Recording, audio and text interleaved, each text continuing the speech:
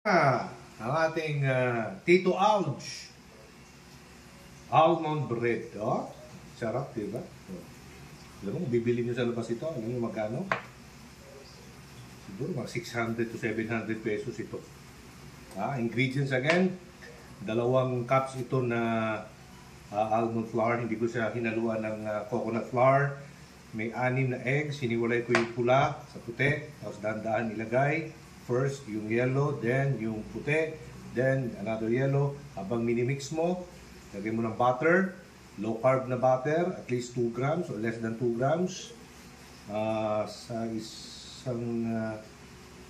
isang buong ganyan na butter, less than 2 grams. Then baking soda. Then may all-purpose cream na mababa ang carbs content. Okay na, di ba? Masarap na. So 1 week ko ito na konsumo. Okay ba? Bira!